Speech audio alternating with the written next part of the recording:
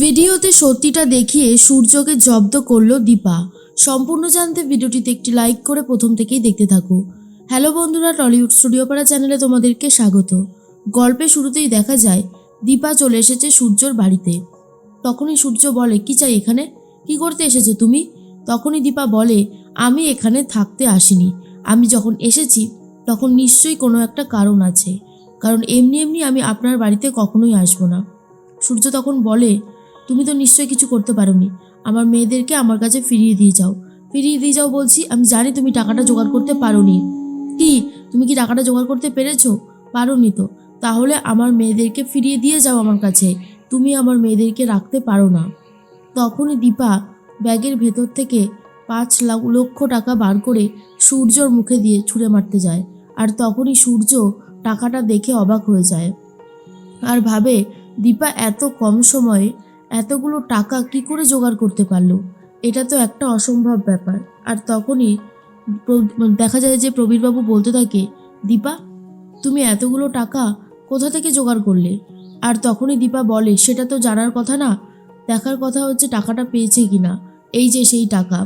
কি ডাক্তারবাবু, এবারে আপনি কিছু বলুন, আর কত নিচে নামবেন? এরপরে তো আর আপনাকে খুঁজে পাওয়া যাবে না। তখন সূর্য চুপ করে রয়েছে আর বলে, দীপা যে আজকে এই বাড়িতে আসার কোনো ইচ্ছে আমার কাছে ছিল না, তবু আসতে হলো শুধুমাত্র টাকাটা দেওয়ার জন্য, না হলে এই বাড়িতে আমি কখনোই আসতাম না। আশা করি বুঝতে পেরেছেন আপনি কথাটা। তখনই সূর্য বলে, বাড়াবাড়ির একটা শেষ থাকে, আর তুমি কোনো দিন বাড়াবাড়ি ঠিক করতে চাও না, তাই তো? তুমি বাড়াবাড়ির চূড়ান্ত সীমায় পৌঁছাতে চাও। দীপা তখন বলে, আপনি এই সমস্ত কথা বলার কি? আমি চাই না আপনি এই সমস্ত কথা বলুন। আর এই যে বাড়ির সবাইকে বলে যাচ্ছি, মেয়েগুলো আমার কাছেই থাকবে, ওরা এই বাড়িতে আর কখনো আসবে না, আমি ওদেরকে আসতে দেব না। ওরা আমার কাছেই থাকবে, বড় হবে, সবটা আমার কাছে হবে। ওদের জীবনে ওদের বাবার কোনো অস্তিত্ব নেই, আর হবেও না।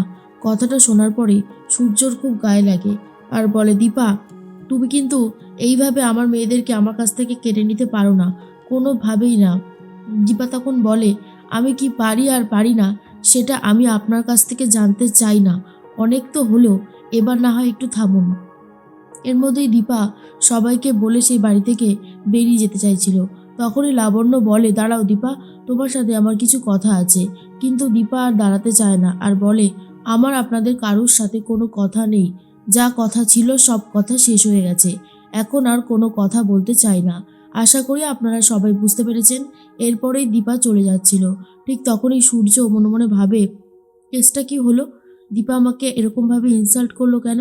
তাহলে কি দীপা জেনে গেছে গেট ভাঙার কথাটা? সোনামা কি বলে দিয়েছে? কিন্তু সোনামাকে তো আমি বলেছিলাম কথাটা বলতে না। কি হলো তাহলে? এরপরেই দীপার কাছে ছুটে যায় সূর্য আর বলে, দাঁড়াও দীপা, আমার তোমার সাথে কিছু কথা আছে। তুমি কি সত্যিটা জেনে গেছো? কি করে জানলে বলো?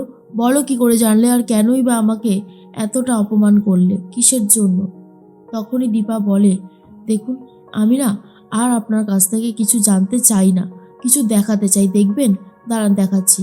এরপরেই সেই ভিডিওটা দেখাতে থাকে যেখানে সূর্য নিজেই গেটটা ভেঙে দিয়েছিল। আর এটা দেখার পর তো সূর্য বুঝতে পেরে যায় যে দীপা সবটা জেনে গেছে, আর তো লুকানোর কিছু নেই। এদিকে লাবণ্য চুপচাপ দরজায় দাঁড়িয়ে লুকিয়ে লুকিয়ে সবটা দেখতে থাকে। সূর্য তখন বলে, দীপা তুমি কিন্তু এগুলো করতে পারো না।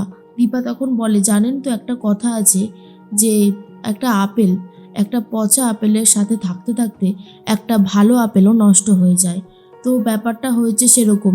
মিশকা তো আপনার সাথে থেকে ভালো হতে পারলো না, কিন্তু আপনি মিশকার মতন বাজে হয়ে দেখিয়ে দিয়েছেন ডাক্তারবাবু। আপনি অনেকটা চেঞ্জ হয়ে গেছেন। আপনার সাথে আমার স্বামী স্ত্রীর সম্পর্ক ছিল ভাবতেই কেমন একটা খারাপ লাগছে।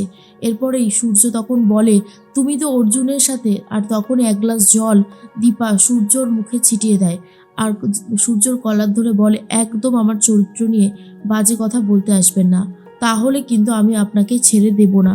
অনেক খারাপ কথা বলেছেন, অনেকভাবে আমাকে অপমান করেছেন, যা কাজ করেছেন আপনি, আমি আর সেগুলো রিপিট করতে চাই না, কিন্তু আমার চরিত্র নিয়ে এবারে খারাপ কোনো কথা বলে দেখুন, আমি আপনাকে ছাড়বো না। দরকার পড়লে কিন্তু আমি অনেক দূরই যেতে পারি, আশা করি সেটা আপনি জানবেন। এরপরে দীপা চলে যায়। লাবণ্য সেনগুপ্ত খুব ভেঙে পড়ে আর বলে, সোনা দিদিভাই আর রূপা দিদিভাইয়ের এই বাড়িতে আসার দরকার নেই। এই বাড়িতে যা শুরু হয়েছে আমি চাই না ওই দুটো মেয়ের ওপরে এই সমস্ত কিছু গিয়ে পড়ুক। এর মধ্যেই সূর্য ঘরে চলে আসে আর বলে আজকে যা সব কাণ্ড হয়েছে সব কিছুর জন্য মা দায়ী। লাবণ্য বলে সূর্য আমি কি করলাম যে তুমি পুরো দোষটা আমার ঘাড়ে দিচ্ছ? সূর্য তখন বলে হ্যাঁ, দিতে বাধ্য হচ্ছি, কারণ তুমি হলো যত নষ্টের গোড়া। প্রথম থেকে শেষ পর্যন্ত তুমি আমার কাছে অনেক কিছু লুকিয়ে গেছো। সেই কথাটা কি অস্বীকার করতে পারো? কোনোভাবেই পারো না। সব কিছু আজকে তোমার জন্য হয়েছে। আমি আর তোমাকে কখনো ক্ষমা করতে পারবো না। সোনার পরিচয় লুকানো, তারপরে এই রকমভাবে মিশকাকে আমাদের বাড়িতে রেখে দেওয়া, সবটার জন্য তুমি দায়ী। আমি আর কিচ্ছু শুনতে চাই না। আর এর মধ্যেই তখন প্রবীরবাবু বলে সূর্য তুই চুপ করবি, এত ঝামেলা আর ভালো লাগছে না, চুপ কর দয়া করে। আর কত যে তোদের জন্য খারাপ হবে এই বাড়িটার জানি না। এদিকে ক্লাসে সোনা আর রূপা রয়েছে। ম্যাডাম ক্লাস করাতে থাকে আর তখনই মেক সেন্টেন্স করাচ্ছে। প্রত্যেকে একটা করে সেন্টেন্স বলে বলে খুব সুন্দরভাবে বলছে। আর অন্যদিকে সোনা চুপচাপ বসে আছে আর ভাবছে বাবার কথা। তখনই ম্যাডাম বলে সোনা তুমি একটা সেন্টেন্স বলো। আর তখনই সোনা বলে আমার বাবা গেট ভেঙে ফেলেছিল। এটা ইংলিশে বলে দেয়। আর তখনই ম্যাডাম বলে এটা আবার কোন সেন্টেন্স, মানে কীরকম সেন্টেন্স বানালে? আর তখনই সোনা খুব ভেঙে পড়ে ক্লাস থেকে বেরিয়ে যায়। এরপরেই রূপা তখন বলে আমি দেখছি কি হলো ম্যাডাম। আর এর মধ্যেই অবস্থা খারাপ হয়ে গেছে সোনার। আর তখনই সোনাকে নিয়ে নিয়ে যাওয়া হয় অর্জুনের কাছে। অর্জুন ভালো করে চেক আপ করতে থাকে। জয় তখন বলে অর্জুন দা কি হয়েছে সোনার? তখনই অর্জুন বলে সোনাবুড়ি তুমি কি একটু হট চকলেট খাবে? তুমি তো হট চকলেট খেতে খুব ভালোবাসো। সোনা তখন বলে না না, আমি হট চকলেট খাবো না, আমার একদমই ভালো লাগছে না, আমার সব কিছু কেমন যেন গুলিয়ে যাচ্ছে। আর তখনই দীপা চলে এসেছে। দীপা এসে বলে গোলাবে না মা, এই তো আমি তোমার কাছেই আছি, আমার আমার কাছে তুমি থাকবে, কোনো অসুবিধা হবে না। জয় তখন বলে আমি একটু হলেও আন্দাজ করতে পারছি বৌদিদি, তুমি আমাদেরকে সবটা বলনি তাই তো? তার মানে গেটটা দাদাই ভেঙেছিল। অর্জুন তখন বলে কিরে দীপা, তুই তো আমাদের একটুও জানতে দিসনি। সোনা না হয় ইমোশনালি পুরো বলেনি কথাটা, কিন্তু তুই তুই চুপ করে কেন ছিলিস? সোনা তখন বলে বাবা তো বলেছিল মরে যাবে ওই কথাটা আমি বললে। আমি বাবাকে কোনোভাবেই হারাতে চাই না, বাবাকে আমি খুব ভালোবাসি। আর তখন দীপা বলে চুপ করো সোনা, তুমি কাঁদবে না। আর রূপা তখন বলে রূপা জানে বাবা খুব পচা, বাবাকে কখনো রূপা ক্ষমা করবে না। আজকে বাবার জন্যই সোনা আর মায়ের এত কষ্ট, এটা একদমই ভালো হচ্ছে না। জয়ও তখন খুব রেগে যায় আর বলে বৌদিদি তুমি কিন্তু আমাদেরকে না বলে এটা অন্যায় করেছো। আর দীপা তখন বলে থাক না ভাই, এ সমস্ত কথা বলে আর কী বা হবে, যা হবার তা তো হয়ে গেছে। আর অর্জুন তখন বলে জানি সব হয়ে গেছে, কিন্তু সূর্য যেটা করেছে সেটা অন্যায় করেছে। আর তুই এরকমভাবে চুপ করে থাকতে পারিস না, বোঝাই যাচ্ছে। দীপা বলে টাকাটা তো দেওয়া হয়ে গেছে, আমি আর এই সমস্ত ব্যাপার নিয়ে কোনো কথা বলতে চাই না।